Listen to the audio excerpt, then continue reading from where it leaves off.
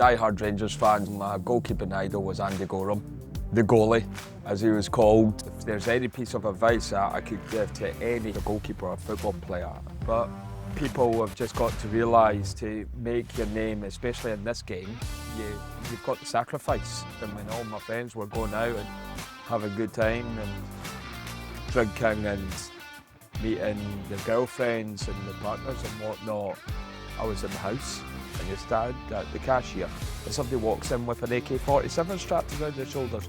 Nobody bats an eye.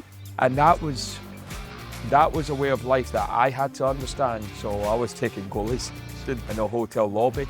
I look at the likes of a Hannah Hampton, a Mary Earps, and their speed and their power is just absolutely sensational. It's sensational. Let your child play. Let them make mistakes. Let them learn from it. Don't be too harsh on them. Your next action is the most important one. It could be something as simple as a catch, but that next action is a positive action after a mistake.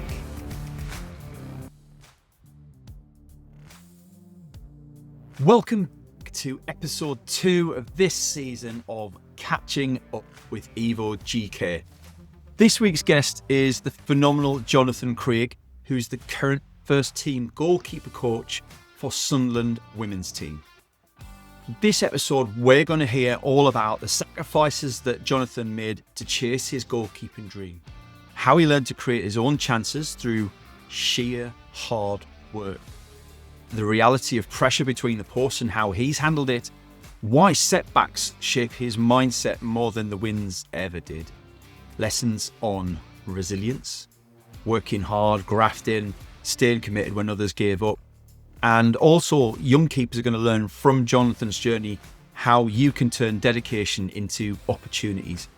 Anybody who's ever been told no, anybody who's worried about being told no, I can tell you Jonathan's been told no more times than you have. And he still got there because he gave everything and put himself into the right positions and created his own luck and his own opportunities to be showcased in order to get there. It's a phenomenal story. I hope you enjoy listening to it. This is Catching Up, and I'm Paul Banks. So, welcome back for the second episode of EvoGK's Catching Up podcast. I'm Paul Banks, and today I'm joined by Jonathan Craig. Jonathan, welcome to the show. Thank you very much, Paul, for having me on. Again. Technical setbacks. It was the second time we're recording, so hopefully, just like good wine, it'll age with time. Jonathan, do you want to just talk us through your current role and what you do? So I'm currently the first team goalkeeping coach for Sunderland women. Been doing that for the past 3 years come this October, and I'm glad I'm just down to that one single role because I've done all roles at the football club, from women's 21s and boys academy as well. So you've done a lot. Yeah, you've done a lot. Well, first of all, congratulations to the women's team at the moment. Joint top in their league is phenomenal. Thank you. There's plenty of clean sheets so far. One clean sheet against Sheffield United, which was really, really nice. And then when we played Birmingham here, who we think are going to be the best team in the league, they're a fantastic team, 1-1. And then we beat Durham on Friday. 2-1, big derby, which is always nice to win. Sure, that's 6 in a row that we've now beaten Durham. So, yeah, that was really, really nice. Disappointed that we conceded though, but that's just a goalkeeping coach prerogative. So, as we did with the first episode, I'm going to rewind time back to your youth. And first question I'm going to ask is, who was your goalkeeping idol when you were growing up, Jonathan? Oh, well, I'm a die-hard Rangers fan, so my goalkeeping idol was Andy Gorham, the goalie, as he was called. The goalie. God rest his soul. He invented the position, right?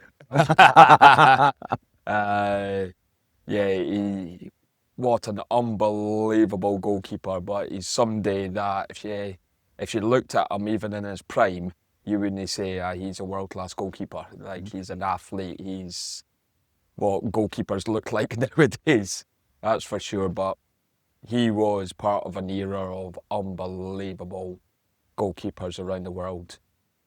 What was it particularly that separated him from the rest? First and foremost, he wasn't the tallest. He was only 5'10", 5'11", and I'm not a big guy, not quite that size, but his unbelievable speed of reaction. He was just an unbelievable shot stopper, but as we class it as now, as he could defend the goal for fun, and he always loved playing against Celtic as well. He broke their hearts on many of occasion, which was really nice. But yeah, it's just the way he defended the goal, and he was brave, and he was just unbelievable. So this was you as a young kid. Obviously, I would ask how you got involved in football, but growing up anywhere near Glasgow, it's pretty clear. Same as if you grew up in Sunderland or Newcastle, right? Yeah. It's all around you when you grew up. When did you first decide to get into football yourself, grassroots? Yeah, so you wouldn't believe this, but when I was born, I had zero hand-to-eye coordination. I would wave there and be looking there.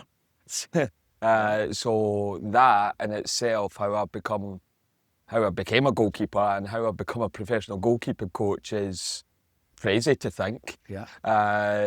But it was just something that happened at a family barbecue. We were playing rounders and somebody just hit the ball and I just went like that and got it. So yeah, I caught this ball and everybody was like, oh my word, Jonathan, where did that come from? And then I started to watch a bit of football. It was something I wasn't really into, Paul, to be completely honest. But then my dad started to explain to me about football and what drew me to goalkeeping, most especially, was the tops and the gloves. I was like, well, they look so different from the rest of the 90s players. goalkeeper tops, right? Oh, tremendous. Tremendous. Best era for goalie tops ever. And yeah, I was just like, oh, quite fancy that. Not thinking or knowing exactly what a goalkeeper done, but seeing them just fly about and stopping the ball, I just thought, yeah, I fancy a bit of that because I was a wee bit crazy as a kid. And then I started to get into it, played with friends, and then I found out there was teams, and back in the early 90s, there was a newspaper called The Pink newspaper it was called. You got all the football scores on this newspaper from all the grassroots, and teams used to advertise. So let's just be clear for a lot of the audience that are watching along at home, right? Is we didn't have mobile phones. You were lucky if you had a landline, and you certainly didn't have the landline number for any clubs. So pink paper it was for everyone. Like, and you'd advertise, and you could have like bikes and all sorts of stuff in there, like all your second hand. It was eBay, Vinted, jobs market, results, news, and football all in the same place, right? Yeah, big time. And we obviously had teletext, but God, now showing our age. But yeah, there was a team advertised, Tynecastle Boys Club, and my dad spoke to the manager, went along, and they took me on because I was a very, very good shot stopper. And you were the only one daft enough to stand behind the sticks, right? Yeah, most definitely. So yeah, to get involved with Tynecastle at the age of 15 was brilliant, but up until then I was just playing with my mates. So you'd never even kicked a ball professionally until you were, well, semi-professionally, grassroots professionally. Yeah, until you were 15. And do you play a lot in the streets as well, though, right? Like that's pretty much anything, isn't it? Where I was living at the time, with my mum and dad, there was a wee park, and we called it the Top Park, and it was like a triangle. And every night during the summer, we would be out there until it was dark at 10 o'clock. Until your mum's shouting. Yeah, that is exactly it. And then even during the winter time, we would just be out there all the time. But yeah, I just took such a love to it. So did you get much further than grassroots football? What did? Yeah, so because of the family that I've grown up with my mum and dad, we're a very, very hard-working family, very work-driven. And my dad constantly talked about, extra training. So we found the club Edinburgh City under 18s. It was only 15, but they trained on a different night from Tynecastle. So I went along there, done some extra training, and a gentleman called Stuart Thomas, I'm not sure what his role was at the club. He wasn't a coach, but he... He was a gadget. I wouldn't even say a gadget. I think he was part of the committee, he was something along those lines, but he got a job at East Stirling, which you could class as a cat-free academy. And he liked me that much, he took me there with him. He was the only player that he actually signed. The rest of the East Stirling staff signed the rest of the players. So to take me along, I was blown away by the opportunity. And we got to play against other Cat 2, Cat 1 academies. And it was an eye-opener, that's for sure. But just learning the game completely differently. And that's when I got my first goalkeeping coach as well. And a gentleman called Bobby, and unfortunately Bobby passed away a few years ago. But he wasn't even a goalkeeping coach. He went on the SFA licenses and just learned and had practice books and everything. And I was loving that. And then that's when obviously I'm thinking to myself, oh, us as goalies have goalie coaches. We have our own personal coaches. Yeah. But I spent about 6 months at East Stirling, and unfortunately my big mouth got me in trouble because I was opinionated as a young kid, and basically I called the first team goalkeeping coach a clown. Said that you don't know what you're talking about. Yeah, that would do it. Yeah. It might be a clown, but it's a clown in charge, right? Yeah, well, this is the thing. So, but then I was fortunate enough with my mum and dad. They just kept on pushing me, and they put letters out to all academies around Scotland. And Dunfermline came back and said, yeah, we'll take you in on trial. And I was there for about 6 months, and just wasn't to be. Basically too small. Too small. But never stopped me from thinking, right, I want a career in football. And that's, I think, having heard your story previously, that's what stands out for me is throughout the time you were constantly up against people saying no or pushing back on you, and you found a way every single time to prove them wrong, to grasp opportunities, to create opportunities, to get yourself in front of people, right? Like even just taking on extra training, like it's that hard working mentality, right? Yeah, and that's that. And if there's any piece of advice that I could give to any kid, boy or girl, as a goalkeeper or a football player, never ever stop working hard. Like, talent can get you far, but hard work can really push you to the really, really top level. Yeah. So that's definitely one piece of advice that I would give any football player and anybody in life, in all honesty. It's true, and that's why there's so many business analogies drawn in line with team sports, and football particularly is what's true in football is really just the life skills for everything else that you learn. It's why I love watching my son play football. Whether career goes further or not, it's the skills that he's learning, the disappointments, the setbacks, how you deal with the setbacks. But it's a fantastic story. But so you've been you've gone as far as you can as a keeper itself. What's in your head at this point? I wasn't the cleverest at school, unfortunately. And I thought to myself, right, what do I want out of my life? And my mum and dad obviously pushed me towards that as well. And what do you want out of your life? And my mum and dad ran their own business. They had their own charcoal business, and As soon as I left high school, I went straight into that, and in all honesty, I hated it. Hated it. It was just a way of life that I wouldn't want to do for the rest of my life. So I just thought to myself, right, how much can I really push on my coaching, and just put in all of the beliefs and the hard work that my mum and dad have installed in me. Right, how far can I push, in all honesty? And there's a bit of luck that's needed along the way. You need to meet the right people. There is a famous saying in football: it's not what you know, it's who you know. What you know will get you in the door, but you need to know people. And I just put myself out there.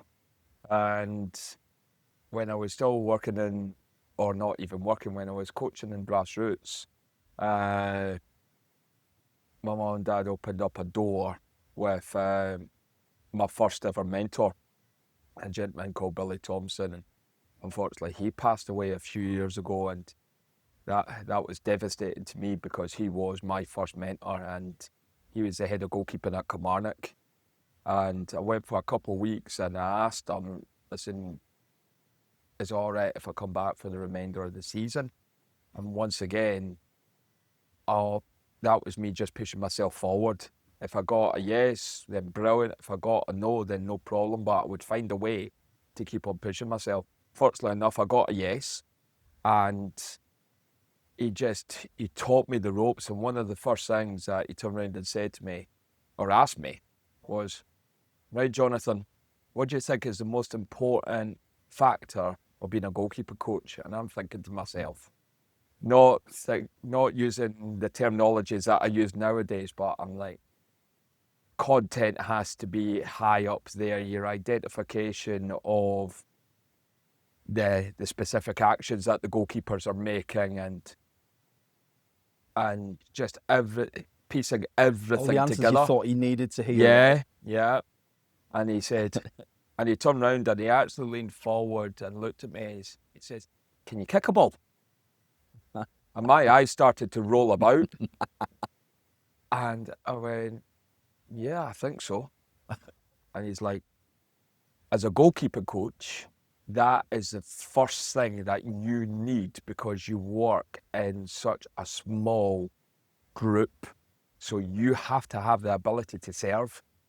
And I was like, I won't use the language that I used in my own head at that point, but I was like, right, that obviously makes sense. And Billy could strike the ball right foot, left foot, off the deck, volleys, half volleys, sidewinders, skimmers, dippers, crosses. He could do everything left and right footed. And I'm just like, oh my word. So then everything starts to piece together again. So once again, the hard work mentality comes in, and that was the first day that Billy asked me that. So I went home to my dad. I'm like, "Dad, you won't believe this." He's like, "What is it?" And I told him what he said.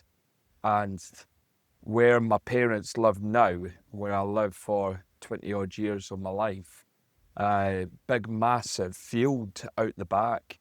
And he says, "Right, me and you are out in that field every night, and you're striking the ball." And once again, some nights I'm not going to use the language that I use with my dad here, but he just kept on saying, again, and I just constantly had to strike a football. Yep. Again.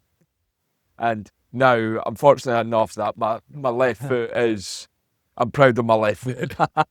But it's just, you think that, right, you're going into coaching and you're learning all of these different things about goalkeeping coaching and about goalkeeping, but as a goalkeeper coach, what is the basis and the basics that you need? You need to be able to serve a ball. Yeah. So once again, for all the kids that will watch this, when you come to the camps at EvoGK and you miss the target, and I'm shouting at you, say, "Target," that is why. Work the keeper. Work the keeper, yeah. Because you're working on your own distribution at the same time. Yeah. It's interesting though, because I'll bet there's a lot of people out there who put a lot of thought into, well, if I'm if I'm going to be a footballer, I need to be able to. It's not just about being able to save the goals. I drill it into my son. You've got to do the passes. You've got to be passing across the floor. You've got to be able to receive the ball. You've got to be able to stop the ball. And he's only 7, but like, I feel him rolling his eyes every time I see. We'll come up. We're going to do passing. I was like, oh, Dad, I want to do the exciting stuff. Yeah. But how many people actually sit there and think about the time served coaches that are out there, the goalkeeper coaches that are out there? And like, you're right. Like, it's every role has its basics, and if you're prepared to do the hard work and push yourself through that, then as you said before, there's a certain amount of talent in there. But actually, it's also about that 10,000 attempts make perfect, right? And 100,000 make you even better. So why stop? You've got to keep going. Yeah.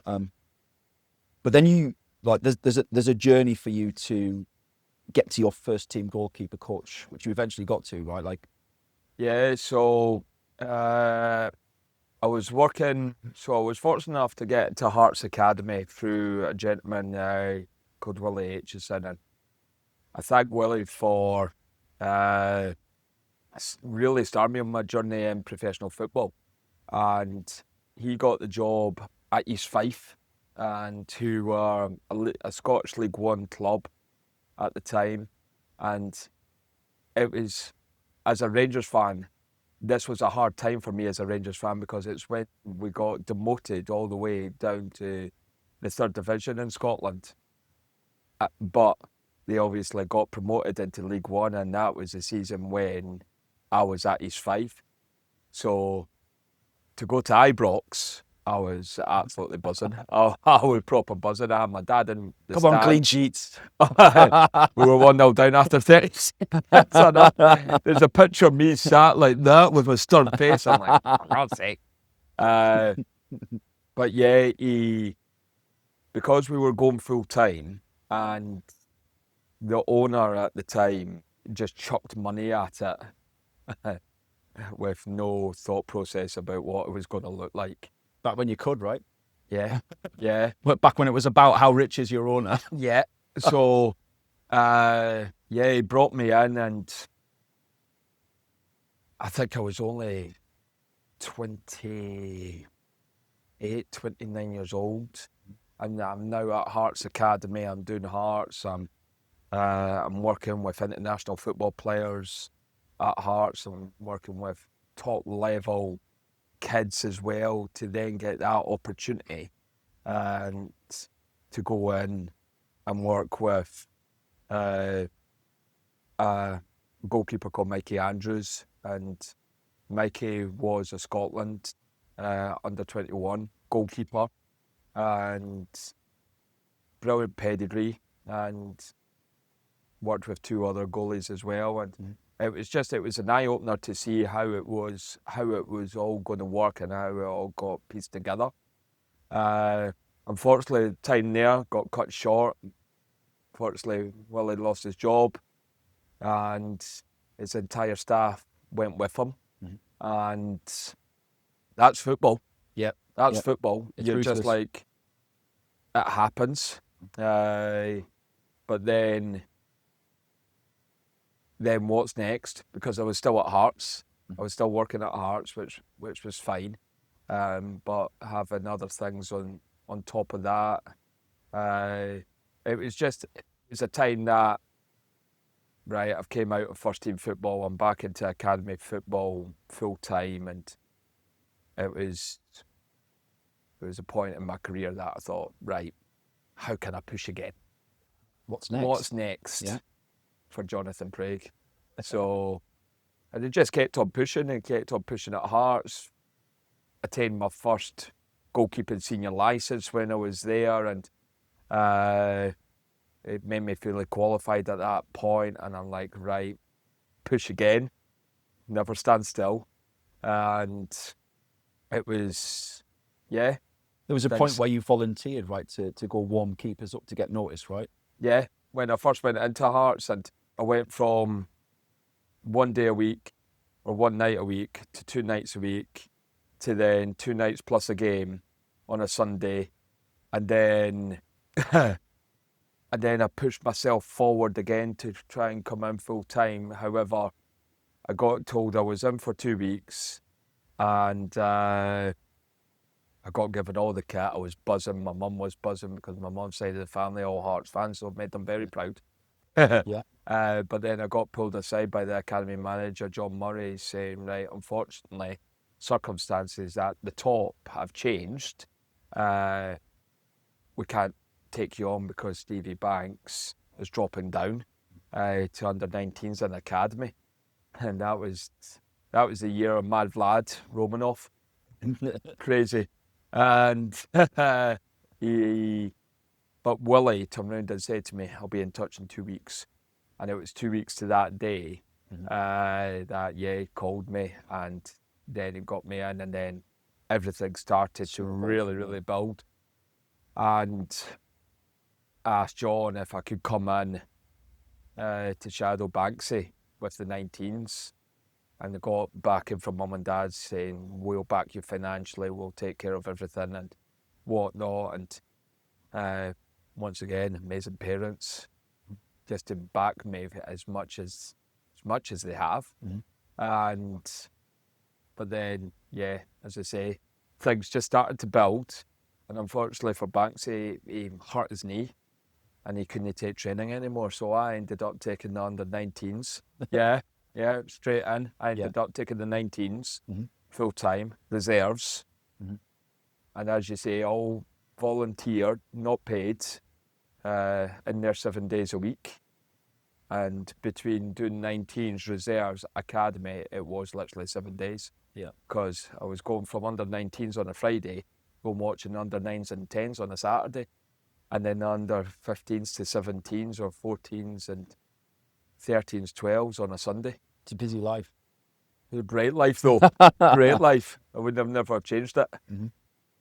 So but people have just got to realise to make your name, especially in this game, you've got to sacrifice. Yeah. Got to sacrifice a lot.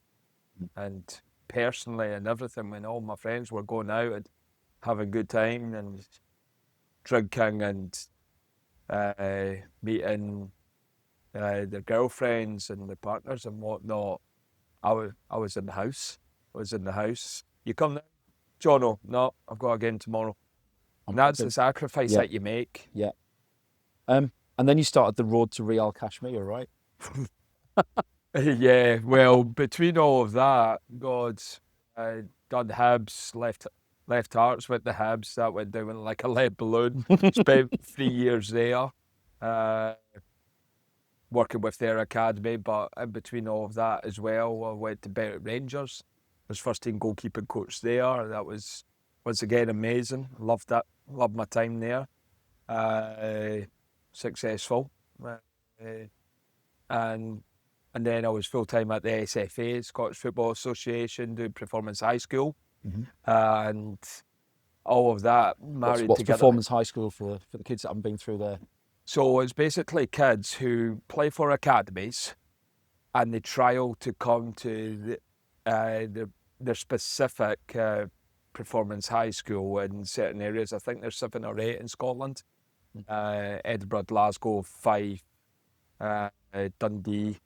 And these are boys and girls who we all feel that can make professional careers and international careers in the game. So, I was in charge of all the goalkeepers. And it was about this time that you met James as well, right? Yeah, so I met James just before I went out to India. He ran a conference, which my friend Ross was presenting on, and he says, "You want to come through?" And it was at Sleeley Hall, and that's when I first met James. And then we just stayed in touch on Facebook, and then swapped numbers and everything. And I had left Hibs and went to Barnsley. Had a wonderful opportunity to go to Barnsley as lead academy goalkeeping coach, which I was never going to turn down because I was doing Hibs, Berwick Rangers, SFA, so I was jumping all over the place, Paul, and it was hard. Yeah, it was something a bit more permanent. Yeah, so I was never going to turn down that opportunity. And then when James gave me a call, he said, "Can I come out and watch you?" And I'm going to bring Lee Barris, who was one of the directors for Evo at the time. So I said, "Yeah, no problem." So I came out and watched me take a one-on-one session. And I was like, "I'm really sorry, guys. I've only got one goalkeeper today." And they're like, no, that's fine, that's fine. And that's when it all started. Mm-hmm. He watched me, contacted No me. pressure, right? No pressure, no. None whatsoever. And he then contacted me and said, "Listen, I want you involved in the camp." Once again, it's Lily Hall, and Tony Parks was the headliner for it. And I was a wee bit, God, this is rather daunting. Like, he was... This is real. Yeah, he was head of goalkeeping at Tottenham. Yeah. God, working with Hugo Lloris, Mm-hmm. World Cup winner. Mm-hmm. And I thought, am I going to be up to the level here? Like, I always back myself, but I thought, am I going to be up to the level here working with guys like him? And I'd said to James, "Listen, I'm flying out to India in a week's time." And he's like, "No, that's fine. We'll just see how you get on and whatnot." And Parksy gave me a glowing review, so I was buzzing. I was proper buzzing. Yeah. And Being now validated 7 by a years hero, later. right? Was that, sorry? Being validated by one of the legends, right? Oh, God, yeah. Yeah. And I was just like, wow. So now we're talking 7 years later. Yeah. Part of it, and looking at the way that is grown, I mean, dearie, it's just been unbelievable. And working with your Tony Parks at that point, your Eric Steeles, your Jack Robertsons, Chris Williams, Wilco, Dave Watson, who we had here previously. The list goes on. It does. It really does. The list goes on, and that's testament to James and what he's produced, and the level of coaches that he's brought in, and even the support staff. Unbelievable. Top So coaches. in the meantime, you're heading out to India. Why? Well, like, how do you become a goalkeeper coach who's heading out to India? Because that's not something I would have heard anybody considering. So my time at Barnsley was coming to an end, and this is how fickle football is sometimes. And I got told, after producing 2 England goalkeepers, and one of them who just recently left Manchester United, I got told that I've not done enough and my contract isn't going to be getting renewed. So I was in trouble. I was in trouble. I was devastated, and I just thought, what's next? But my friend Ross, he spoke to me about 2 or 3 weeks prior, and he said, "You might hear from Jimmy Lindsay." And I thought nothing else of it. And Jimmy was a guy that I worked with at Hearts. And I tell you a funny story, Paul. After I got told this, I had to sort out a few things, and I missed a couple of days of work and whatnot. But then I went back in and I saw the club pastor at Barnsley, and I got on really, really well with him. And he says, "Oh, Jonathan, I've not seen you in a couple of days." And I explained why. And he says, "It's all right if I say a prayer for you." And I said to him, "Peter, I'm not a Catholic. I'm a Christian." And he said, "No, it's absolutely fine." So we went into the prayer room. And the first thing that he said to God, he says, "Please open lots of doors for this fantastic young man." That night, Jimmy called me. And I was just like, oh my God, this is just crazy. It's crazy how this has happened. And the manager for Real Kashmir is a gentleman called David Robertson, who is a Rangers legend. And Jimmy said, it's David Robertson who's the manager. I'm like, well, ex-left back, Rangers left back, David Robertson. And he's like, yep, that's the gaffer. I was like, wow. And I asked him about the role, and he says, yeah, it's first team goalkeeping coach. And so I travelled back to Scotland to have a conversation with David and Jimmy. And one of the first things that David turned around and said to me, he says, "Have you seen the documentary?" I'm like, "Documentary?" And he's like, "Yeah, and we're making a second part." as well when we go back out there. So if you decide to come, you'll be in it. Mm-hmm. And I'm like, no. And he says, I recommend you watching this documentary. So had a conversation. There was no money discussed right away. And then I'm heading back to the train station in Dundee. And Jimmy called me and says, what do you think? And I'm like, listen, it all sounds really, really good. Sounds great. And also, when I was going to the venue, when I was meeting them, I got confirmation that I'd just passed my UTFA goalkeeping license. So I was thinking to myself, few extra zeros on the end of on my wage on my contract. But this is your prime, right? Like you've produced in England goalkeepers at this point in time. Like this is, why not? Yeah, something different, new culture. Could I be successful? Because touch wood, everywhere where I went, I have produced, and it's not arrogance. I've got the records to prove it. Yeah.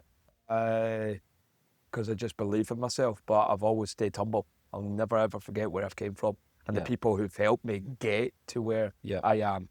So that's another life lesson, always be humble. But but when Jimmy came back with the offer, I was like, nope, no chance. I'm not coming out to India for that. Absolutely no chance. And there was a bit of to and fro-ing, and they eventually came back with an offer that I obviously accepted. And I spoke to a few professional friends as well, and they said, you imagine how good that's going to look on a CV, that you're going completely outside your comfort zone, you're going out there. But what I didn't know at the time was about Real Kashmir is it's the most militarized zone on the planet. It's right in between India and Pakistan, so there's killings, there's bombings, there's no Wi-Fi, there's no phone service. Good job you put those zeros on the end, right? Oh yeah.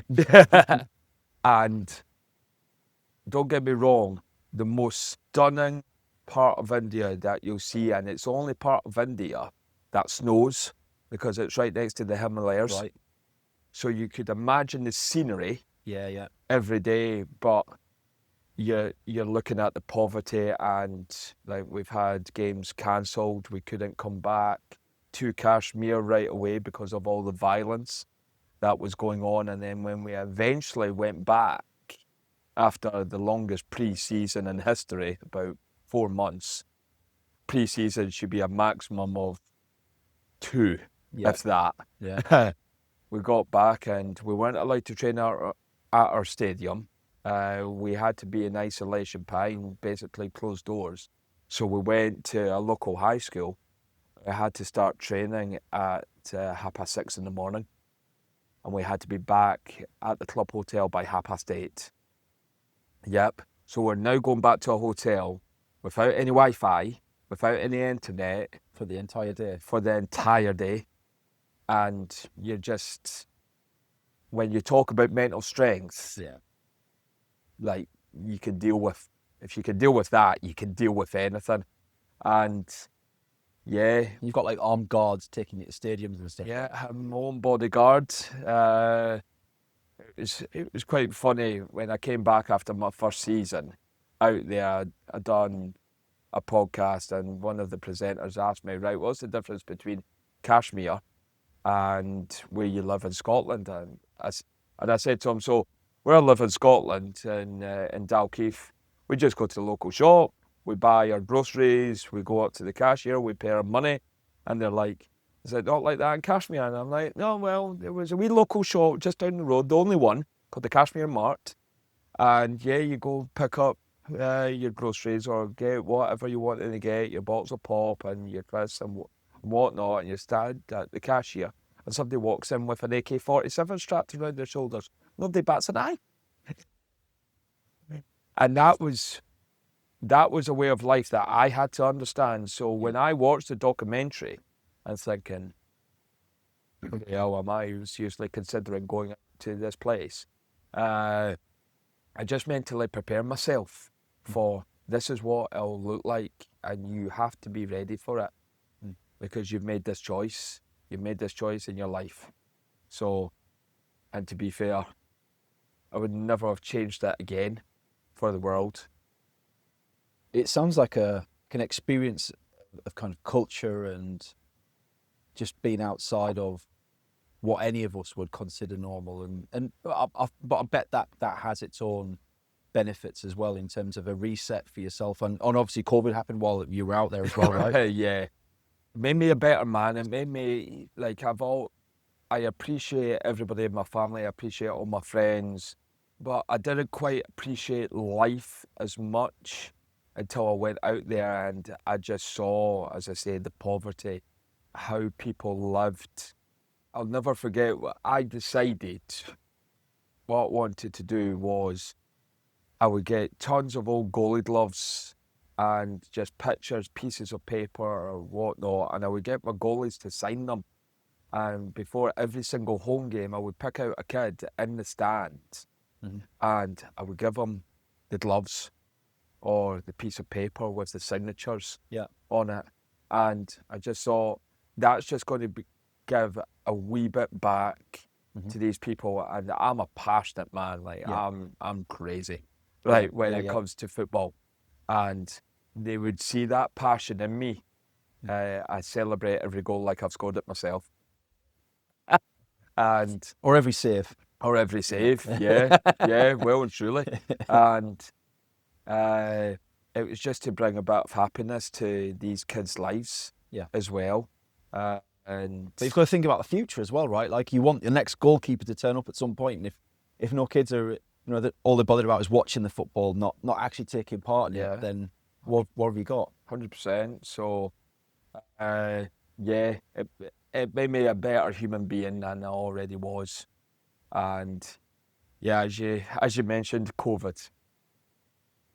Wow. 47 days, Paul. 47 days. Myself, David, and David's wife had flew out a week earlier, so that went down like a lead balloon when we were stuck there. So she was stuck out there. Assistant manager, Jimmy. We had 6 or 7 foreign players, and 2 of them were British, Callum Higginbottom and Mason Robertson, who was David's son. And we had the African guys out there as well, and we were stuck 47 days. That was just one of the toughest times of my entire life, because I'm thousands and thousands of miles away from my mum and dad. I don't know why we can't get back. And with David being so much of a celebrity, people knowing who he is, he'd done interviews, he'd done so much, it was in the newspapers, and just trying to get us back. Yeah. And when we did, we had to drive in a wee van full of our kit, and took about 14 hours to get to a place called Jammu. But part of the journey was on a road where it was just a mountain on the side. No barriers on this side. I swear to God. James Bond, right? Oh yeah. I swear to God, my head was like this for the entire journey. And every time I looked up, I got squeamish and I felt like I was going to be sick, because of you've just got that on the side. If any rocks came down, I wouldn't be sat here right now. But this is a lad who grew up a stone's throw from the Highlands, right? And this is real. These are real mountains. Yeah. So I was just like, oh my God, this is crazy. But we got home, but I had agreed a new contract to go back out. So yeah, but wow, unbelievable experience, and a very successful and rewarding one for me personally as well, though, because Furber Lachempa, my goalkeeper, who the manager and Mason identified and signed, he had an unbelievable season. Got an I-League team of the season, got an overall team of the season between I-League and ISL, and he won overall Indian Player of the Year. Not just goalkeeper, right? Not just goalkeeper, player. And I was just like, oh my God, this is crazy. crazy. And I still speak to him to this day, and he was just an unbelievable goalkeeper that could kick the legs of himself, was brilliant in the air, coming for crosses, but he was an unbelievable shot stopper. He could defend the goal for fun, and I was like, oh my God, this kid he's got something. And he then went on to now at Mumbai, been at Mumbai for a number of years now, being part of the Indian national team as well. And yeah, so I was so proud to help him in his journey to get there. It's interesting because obviously we have the best league in the world in the Premier League right here in England. Yep. And I think for a lot of people we just assume that all the best goalkeepers they're either here or they're at the big clubs that we already know, right? They're at Barcelona, they're at Real Madrid, and yet here's living proof that like out there where English people would never even think to look for the star players, there are incredible players out there who are quite happy where they are, don't feel the need to come to the Premier League, probably don't get the opportunity to come either. But it blows my mind now. I wonder how many amazing players are out there in different countries around the world that we'll never even hear about, that could blow the socks off some of the players that we know and love. Yeah, amazing. It's unbelievable. And then to top all that off, you did eventually make it home. You spent how many seasons? 3 seasons out there? 3 seasons out there, and the other 2 seasons were really successful. We won the IFA Shield back-to-back. First time that the club had ever won the IFA Shield, obviously, first time round. My goalkeeper saved a penalty in the final as well, so you could hear me from the heavens. I was delighted, big mythin. And we went on, had a successful season in the second season, and finished mid-table. It was good for us because we didn't have the biggest budget in the world comparing to other teams. And it was a test as well because we were under a bio bubble because of COVID, so everything was in Kolkata. I was actually taking goalkeepers for sessions in a hotel lobby at times because we were only ever allowed outside for training and games. But when 2 of my goalkeepers obviously weren't playing, match day +1, what were we doing? We couldn't do anything. Yeah. So I was taking goalie sessions in a hotel lobby. I don't think I would be able to do that here in the Hilton. No, So, I wouldn't have thought. I don't think people would be too happy about it. No, but that's what was needed. You just got at that point. You just had to do what was needed, and then we tried to make a big push for it in the 3rd season, signed some really, really top quality players, retained the IFA Shield again, scored the equaliser in stoppage time. I was way down the touchline. To a Sunderland fan, sounds familiar. Yeah, I was way down the touchline. It was mental, and then we won it 2-1. Brilliant, and we started the league season really, really well. But then there was a COVID outbreak in all the hotels. League got suspended. We didn't do the proper thing and take everybody back to Kashmir. The owner, God rest his soul, let players go back to their hometowns. Some players didn't return because they couldn't deal with the isolation. And unfortunately, we went down to the last game of the season trying to stave off relegation. And me and David both said after that was done, we were just like, no, we're done.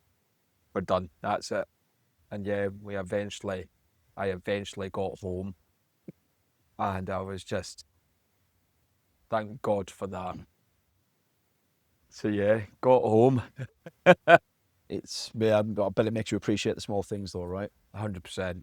It's an experience. Yeah. And I made some wonderful friends out there, David especially. He done so much for me and we still keep in contact. And it was just, it was a wonderful time. I wouldn't change it, except for COVID, of course. But from a football and a lifestyle and just a life experience point of view, I would never change it. And then, how did you get from there to working with Sunderland women's team then? So, I got a message when I was still out in India from a gentleman, Donny Forbes, who had done some work with the Scotland under-16s girls. And I know that he was working at Hibs. And he contacted me when I was out there and said, Jono, I'm on to reach out just to see how you are and what's your plans for the future. And he didn't know that I was actually out in India at this point. And he said, can we get a catch up? And I said, yeah, no problem. However, I'm still out in India and I've just got back from a game. And he's like, oh God, I'm really sorry. I'm like, no problem. So he said, can I give you a call tomorrow? And I'm like, yeah, not a problem. So he gave me a call the next again day and he said, right, I've been asked to find a UFA licensed goalkeeping coach for a new position at Hibs as head of academy goalkeeper. Would you be? Yes. I didn't even let him finish the sentence. I just said yes. It was head of academy goalkeeping because I love my time at Hibs, and to go back and get full time, that would have been so good for me because their training ground is 15 minutes from my house. It would have just been ideal. But then necessary things happen once again, football. Mm-hmm. Necessary things happen. And I was like, nah, listen, I've been a professional coach for this long. I'm a UFA license holder. And he said to me, he says, can you meet the new head of academy? I says, yeah, no problem. And it was a gentleman, Steve Keane, who Blackburn Rover fans will know the name. He was manager there. He was well respected. And I thought, yeah, I'll go and speak to him. And I put it on a PowerPoint and whatnot. And he said, apply for the job. And if I can't get any more money out of the money men, we won't bother putting you through for that. Your process won't waste your time. So anyway, applied for the job, came back, interview, and I'm thinking, oh, well, something must have happened. Yeah. Nothing had happened. Yes. So I was just like, right, okay, well, we're going to have to discuss something going forward if I'm successful. So I got a phone call from him 2 weeks later. And I'm thinking to myself, he's going to be offering me the job here. And he says, John, unfortunately, the job spec has changed. And I'm like, right, okay. And he said, we're now looking for a girls' academy, head of academy, or an academy manager, along with a boys' academy goalkeeping coach. And I'm like, how on earth can you amalgamate the two? But then I put two and two together. So Donny was friends with a gentleman called Scott Ross because they both came from Inverness. And Scott was a goalkeeping coach, and he done like Inverness Foundation or something for the girls or the women, something like that. So he ticked the boxes, and so he ended up getting that job, and I was just like, right, okay, it's like whatever. a really unique skill set that you're not going to compete with that, right? No. Or want to, probably. No, definitely not.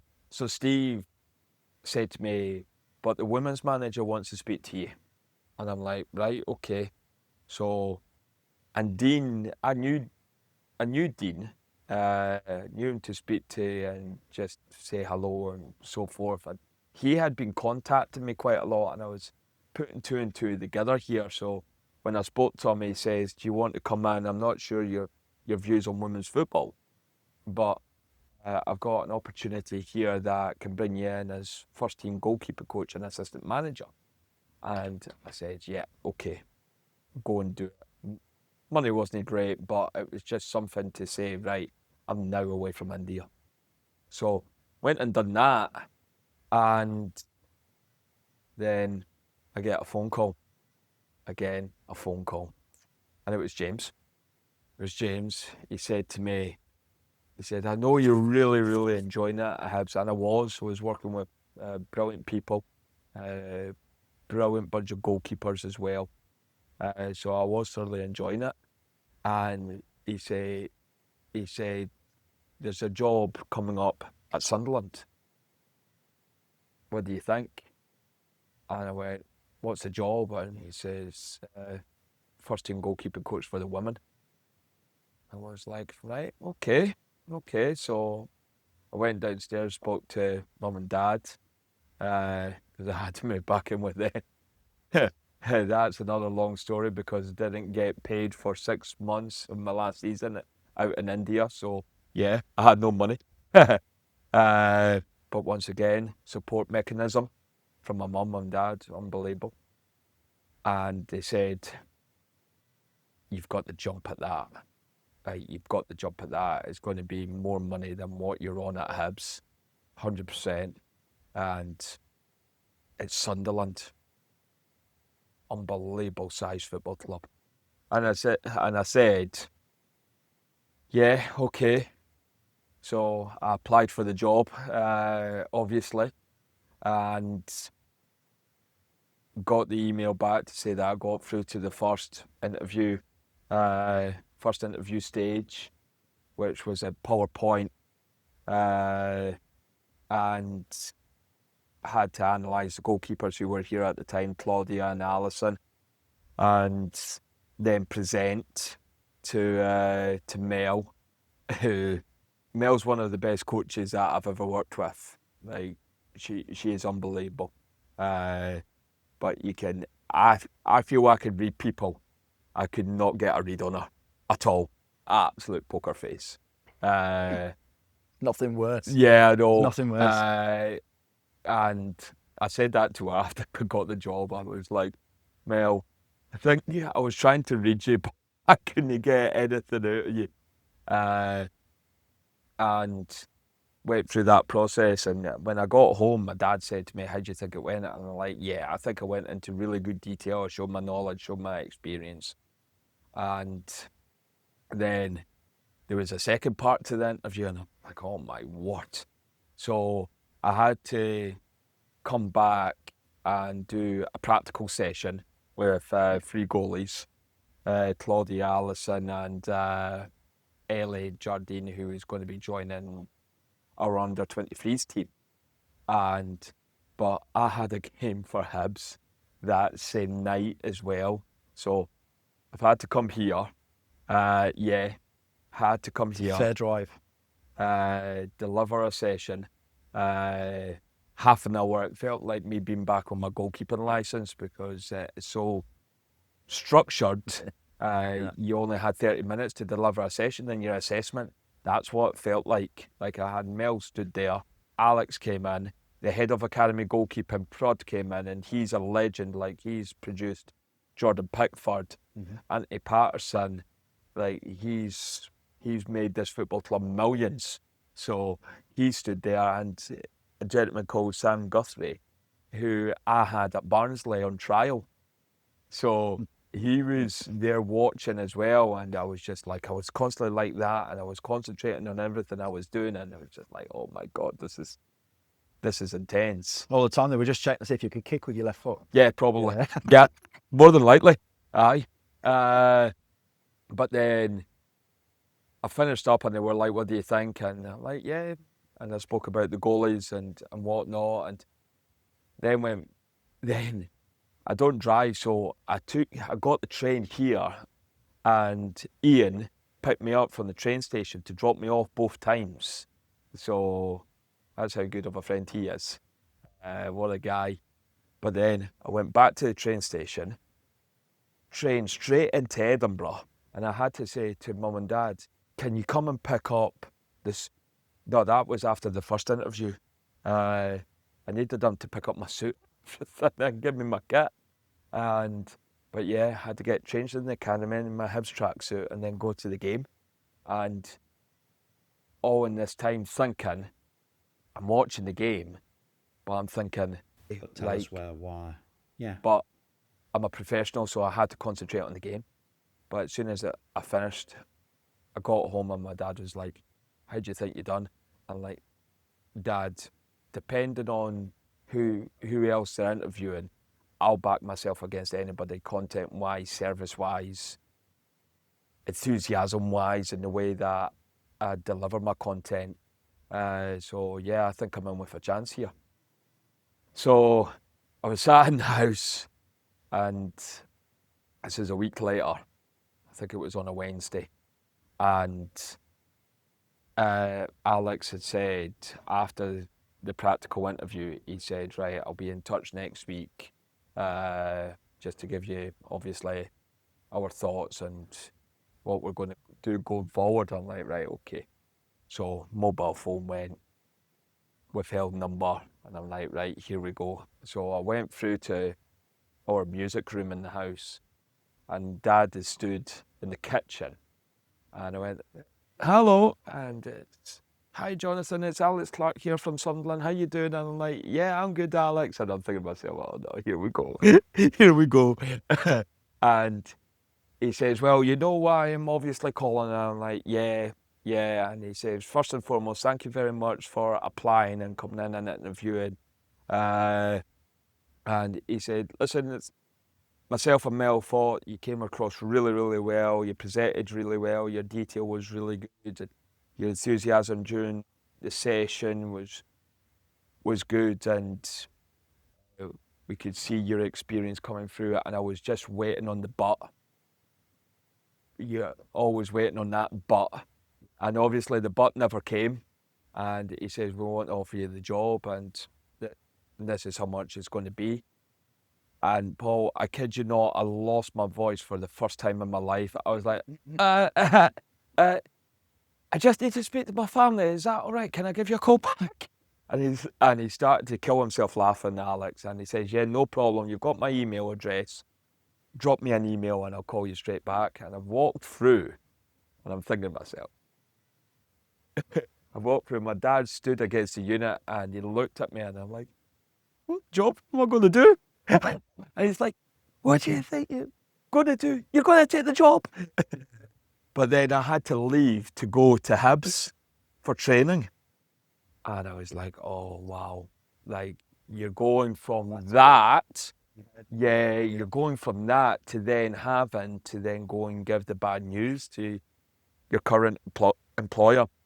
But I emailed Alex back, and he called me straight back, and I said, yeah, I would be absolutely delighted to accept the job. Thank you very much.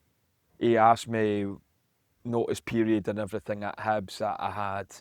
And I only been at Hibs just under 3 months, so I only had a week's notice period. So it didn't go down too well at Hibs, unfortunately. And unfortunately, though, that's football. That's football. And I worked my week's notice. Yeah. So I worked my week's notice, and then, came here, and just unbelievable. And you've had some phenomenal success in the meantime whilst you've been there, Yeah. right? As well, I should say, to be fair, your keepers have had some phenomenal success. So when I came, I didn't realise that the players, during my first season, the players were only part-time. We were only training 3 nights a week, but the staff were full-time. And we were just building a whole new staff. Like, only myself and Mel were full-time. Steph's the assistant manager. She was a school teacher. She joined just before Christmas, I think it was, full-time. But she had been Mel's assistant for a number of years. We were bringing in a new S&C coach, Jack, a new analyst, Adam. Both are now no longer at the club. New physio. We were just building a whole new coaching structure. And to do what we'd done and go against all these heavy hitting teams as a part-time team and stay in the league was testament to the players, but I feel a lot of praise to Mel and Steph, and myself coming in halfway through the season, and I was told my one job was you need to produce a first choice goalkeeper, because they were topping and changing between Claudia and Alison. And I said right away, listen, Claudia is the strongest out of the two, and this is why, and this is what I intend to do with her to go and get her to an even higher level. And yeah, so we finished the season, we stayed in the league, which we saw as obviously a positive in itself. But then we went hybrid full time, and Claudia was one full-time goalkeeper. And yeah, what an unbelievable season she had, to be fair to her. She listened, she implemented everything that I wanted her to do regarding how she defended the goal, because she is a fantastic shot stopper. And yeah, she went and won a few awards. We pushed for the league. We got down to the second last game of the season, but what we had as well was a brilliant defensive structure in front of her as well, which a lot of work from Mel and Steph and myself were done to go and create that. And she won the Golden Glove outright, 10 clean sheets, which was an unbelievable achievement for her. She only got 3 in the previous season in all competitions. I think she hit 12 in all competitions that season. And she just had an unbelievable season, a dream season for her. But then she decided to go to the noisy neighbours who were splashing the cash. And yeah, but once again, that's football. That's football, and it is what it is. And like me as a coach, I'll never hold grudges at all.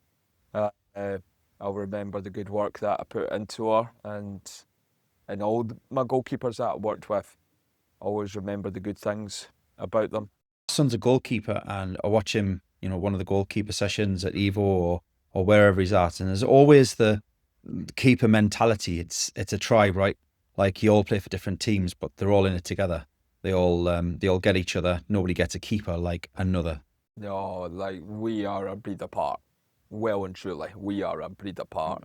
It's scary how much different we are. So then, specifically with women's football, then we've seen some tremendous success over the last few years, internationally, nationally. The status of the women's game has elevated so much over the last couple of years. It's crazy. I've already seen how it's evolved regarding how good the goalkeepers are in possession, and it's very much down the same route as the men's game. Like, teams are now wanting goalkeepers having the ability to go and play and strike the ball expansive, and being that third centre half, to be on the ball and just basically be an attack setter as well, when you are kicking expansive, and when you're playing into or you're playing beyond a press. And I just think one of the key factors for how goalkeepers in the female game will evolve, and how they already have evolved, is the physicality and the speed that they move in and around the goal. It's really, really impressive. Really impressive. Like, female goalkeepers are never going to be as powerful as male goalkeepers. It's just not going to happen. However, I look at the likes of a Hannah Hampton, a Mary Earps, and their speed and their power is just absolutely sensational. Yeah. It's sensational. And that is one big factor that I have seen really, really evolve. And that's testament to S&C coaches, sports science, and what they're putting in the gym, and then us as goalkeeping coaches, what we are doing to make them as good as movers as what they are. So yeah, that's the biggest factor for me, the physicality and the speed. Okay, so we're coming to the end of the episode. There's a few questions I want to get in, but I just think we've kind of covered your journey, but now I'm thinking in terms of young keepers who are watching this, the parents of keepers who are watching this, what advice would you give to the parents of young keepers who were just kind of in the early stages of their grassroots football, what can they do? Support them, constantly support them. Support them through thick and thin. One of my bugbears is do not coach from the sidelines. Let your son, let your daughter play. Because I'll tell you a very funny story. My dad used to do that to me, and my manager at this point actually said to him, John, get up that hill, let the boy play. Let your child play. Let them make mistakes. Let them learn from it. Don't be too harsh on them. As I say, be that supportive mechanism for them, because especially for goalkeepers, there's going to be times where it's going to hurt. Conceding goals, getting hit when you go into a 50-50. So constantly support them any way that you can, most definitely. And reach out to people, reach out to other coaches, other clubs.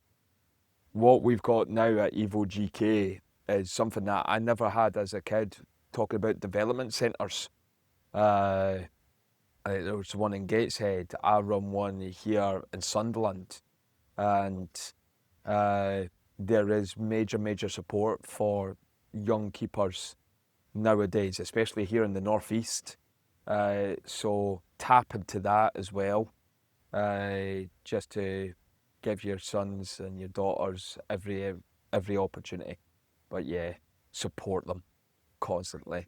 I think it's great advice. What's the toughest challenge young goalkeepers face right now, in your opinion? How they deal with setbacks. Because young kids nowadays, I see it a lot. They beat themselves up constantly, and that's where the support mechanism from the parents and the family comes from. Where to be a top end goalkeeper and to go and really climb the ladder and be that cut above, you have to be so mentally strong in how you deal with setbacks.